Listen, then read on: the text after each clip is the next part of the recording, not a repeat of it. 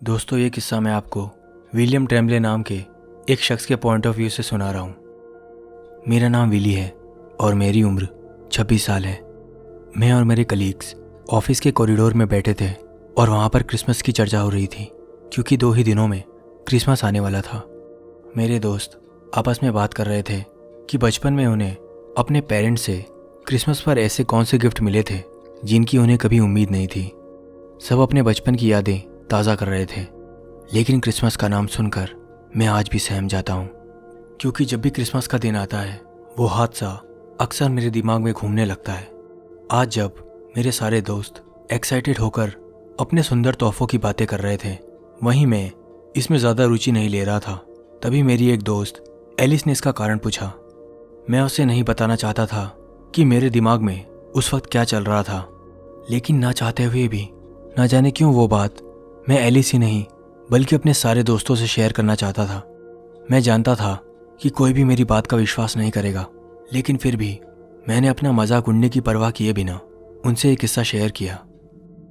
ये घटना है 1979 की। इस घटना को आज इतने साल हो गए, लेकिन आज भी मैं क्रिसमस की वो मनहूस रात नहीं भूला हूँ जब मैं केवल 11 साल का था। मैं ब्रिटिश कोलंबिया वैनकूवर के होलीबर्न रिज में अपने पेरेंट्स के साथ रहता था। हमारा घर इतनी घनी आबादी वाले इलाके में नहीं था। हालांकि हमारे पड़ोसी भी थे, लेकिन यहाँ पर बने घर एक दूसरे से कई दूरी पर थे। हमारा ये इलाका जंगल और पहाड़ियों से घिरा हुआ था। हमारे घर के नज़दीक ही एक सकरा सा रोड जाता था जो मेन हाईवे से जाकर मिलता था। हमारे घर के सामने घास का एक उबड़ खाबड़ मैदान भी था जहाँ पर भी कई सारे घने पेड़ थे। मुझे आज भी याद है, वो क्रिसमस की रात थी। बाहर स्नोफॉल हो रहा था और सारे पेड़ और मैदान बर्फ से ढके हुए थे जो बहुत ही सुंदर लग रहे थे। हम सब ने मिलकर क्रिसमस ट्री सजाया था। मुझे सुबह अपने पेरेंट्स से तोहफे भी मिले थे। शाम को हमारा क्रिसमस पार्टी का प्लान था, लेकिन बचपन में मैं बहुत ही रिजर्व नेचर का था। मुझे लोगों से ज़्यादा मिलना और पार्टीज़ वगैरह में इंटरेस्ट नहीं था, क्योंकि मेरे लिए पार्टीज़ हमेशा बोरिंग रहती थी, फिर चाहे वो क्रिसमस की पार्टी ही क्यों ना हो। शाम के 7:30 बजे थे। मेरे पेरेंट्स क्रिसमस ईव की पार्टी पर अपने फ्रेंड्स के यहाँ जा चुके थे और मैं घर पर अकेला ही था। मुझे अकेले रहने की आदत थी क्योंकि वो दोनों अक्सर काम की वजह से घर से बाहर जाया करते थे और इसलिए मुझे अकेला रहने में कोई परेशानी नहीं होती थी। मैं अपने खाली समय में अक्सर बैठकर कॉमिक्स से पढ़ता था। आज भी मैं वही कर रहा था। अब रात के 9 बज चुके थे। मेरा फेवरेट शो टीवी पर आने वाला था और आज का एपिसोड क्रिसमस स्पेशल था। हमारे पास एक हस्की डॉगी भी था जिसका नाम मैक्स था, जो मेरे पेरेंट्स ने मुझे पिछले बर्थडे पर दिया था। उस वक्त मैक्स बरामदे में ही बंधा था। उसे भी घर से बाहर रहना काफ़ी अच्छा लगता था, इसलिए मेरे पेरेंट्स के आने तक मैंने उसे बाहर ही छोड़ रखा था। मैंने उसे खाना दिया और मैं अपने पेरेंट्स के रूम में अपना पसंदीदा टीवी शो देखने आ गया। उनके रूम से बाहर के स्नो का नज़ारा देखने लायक था, इसलिए मैंने खिड़की के पर्दे हटा दिए थे ताकि मैं टीवी देखते हुए बाहर का नज़ारा भी देख सकूं। मुझे अभी टीवी देखते हुए करीब आधा घंटा ही हुआ होगा कि अचानक मुझे ऐसा लगा कि कोई बाहर की तरफ रूम की खिड़की के पास से गुजरा है। मैंने खिड़की की ओर देखा, लेकिन वहाँ कोई नहीं था। तभी मुझे मैक्स के भौंकने की आवाज़ आई। मैं खिड़की के नज़दीक पहुँचा और बाहर देखने लगा। मेरे पेरेंट्स के रूम से हमारे घर का मेन डोर नज़र आता है, लेकिन मेन डोर पर कोई भी नहीं था। उस रूम से हमारा बरामदा भी नज़र आता है। मुझे मैक्स नज़र आया जो हमारे सामने वाले घास के मैदान की तरफ देखते हुए भौंक रहा था। मुझे लगा मैक्स ने किसी जंगली बिल्ली को देखा होगा। अक्सर जंगल से कुछ जंगली बिल्लियाँ इस तरफ आ जाया करती थी, जो कि आम बात थी। कुछ मिनट्स बाद मैक्स ने भौंकना बंद कर दिया और वो चुपचाप बैठ गया। मैं फिर से अपने बेड पर आया और टीवी देखने लगा। अब रात के लगभग 10 बजने वाले थे, लेकिन तभी एक बार फिर से मैक्स जोर जोर से भौंकने लगा। इस बार भी मुझे ऐसा ही लगा था कि उसने फिर से कोई जंगली बिल्ली देखी होगी और वो कुछ देर भौंक कर शांत हो जाएगा। और ऐसा हुआ भी। मैक्स की आवाज़ आना बंद हो गई थी। अभी कुछ ही सेकंड्स हुए थे, मुझे घर के बैक साइड में एक जोर से धम की आवाज़ आई। ऐसा लगा किसी ने पीछे वाला गेट बहुत जोर से पटका है। तभी मैंने खिड़की में से देखा तो मुझे मेन डोर पर कोई भी नज़र नहीं आया। फिर मैंने बरामदे की ओर देखा और मैं भौचक्का रह गया क्योंकि मैक्स वहाँ पर नहीं था। मैं घबरा गया कि कहीं उसकी लीश ना खुल गई हो और वो जंगल में कहीं इधर उधर ना भाग गया हो। मैं जल्दी से बाहर की तरफ गया। मैंने मैक्स को आवाज़ लगाई। बाहर हवा काफ़ी तेज़ और ठंडी चल रही थी। तभी मैंने बरामदे में मेन डोर के सामने बर्फ़ के 2 फुटस्टेप्स देखे, लेकिन वो कुछ अलग से दिख रहे थे। मैक्स की टूटी हुई लीश वहीं बरामदे में ही गिरी पड़ी थी। अब मैं और बुरी तरह घबराने लगा। मैं घर के बैक साइड की ओर मुड़ा जहाँ से मुझे आवाज़ आई थी। बर्फ़बारी बहुत तेज़ हो रही थी और उसकी धुंधलाहट में मैंने देखा कि पीछे का गेट खुला हुआ था। वहाँ से मैदान की तरफ जाते हुए एक रास्ता भी था जहाँ एक पेड़ था। तभी मुझे वहाँ कुछ हिलता हुआ नज़र आया। मैंने गौर से देखा तो मुझे पता चला कि पेड़ के पीछे से कोई मुझे झांक रहा है। उस पेड़ के तने के पीछे से 2 चमकती हुई लाल आंखें मुझे घूरने लगी, जिसे देखकर ठंड में ही मेरे पसीने छूट गए। एक पल में मेरे दिमाग में ख्याल आया कि क्या वो मैक्स है, लेकिन मेरी वहाँ से आगे जाने की हिम्मत नहीं हुई। आफ्टर ऑल मैं 11 साल का एक बच्चा ही था। मैं जल्दी से घर के मेन दरवाजे की तरफ दौड़ा। मेरे हाथ पैर कांप रहे थे। ऐसा लग रहा था कि अब मेरे पैरों ने भी जवाब दे दिया था। एक ही पल में मुझे मैक्स के साथ में खुद की भी चिंता हो रही थी।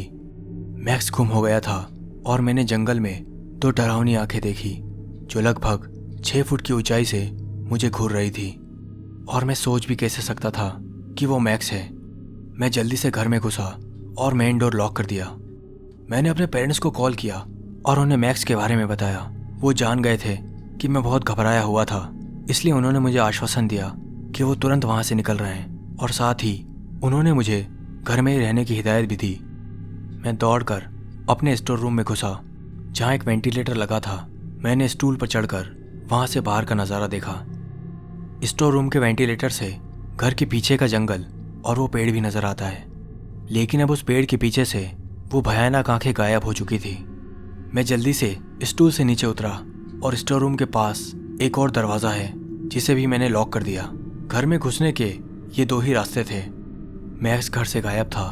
किसी के घर में घुसने का डर मुझे लगातार सता रहा था। मैं आज से पहले अकेले में इतना कभी नहीं डरा था।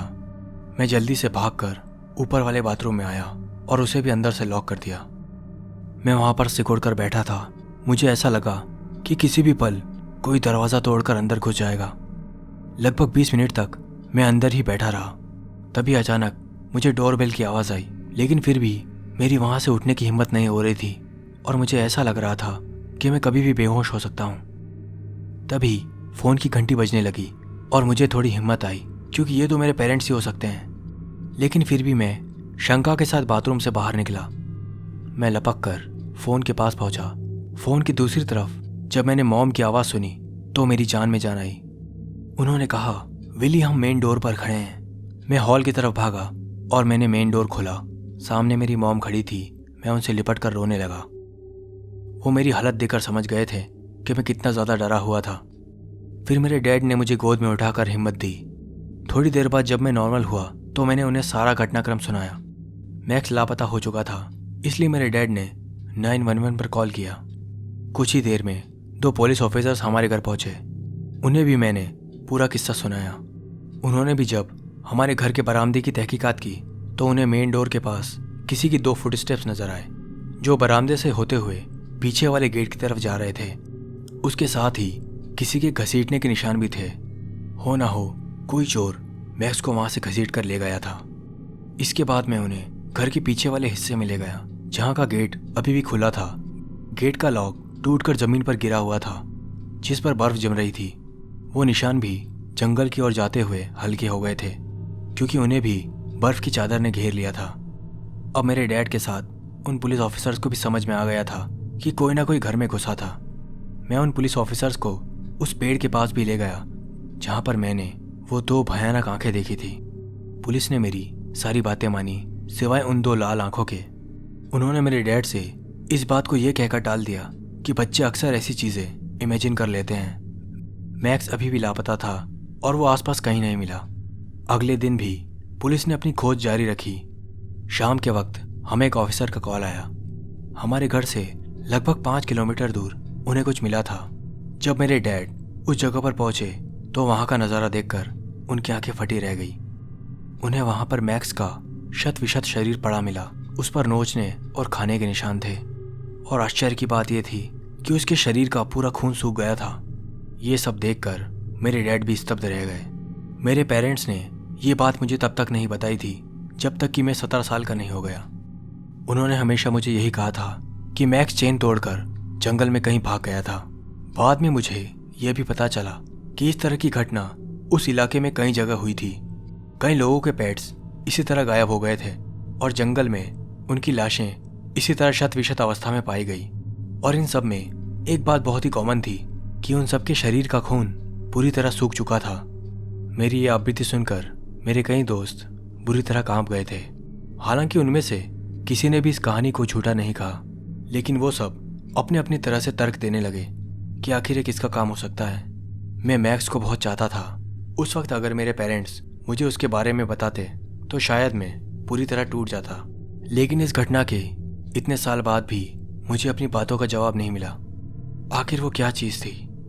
वो दो लाल डरावनी आंखें मैं आज भी नहीं भुला पाया हूँ। आज भी जब मैं उस क्रिसमस की रात को याद करता हूँ तो मेरे रोंगटे खड़े हो जाते हैं। दोस्तों, आज के वीडियो में बस इतना ही। आपका क्या सोचना है इस किस्से के बारे में कमेंट सेक्शन में लिखकर ज़रूर बताएं। मैं मिलता हूँ आपको हमेशा की तरह नेक्स्ट वीडियो में। तब तक के लिए बाय बाय।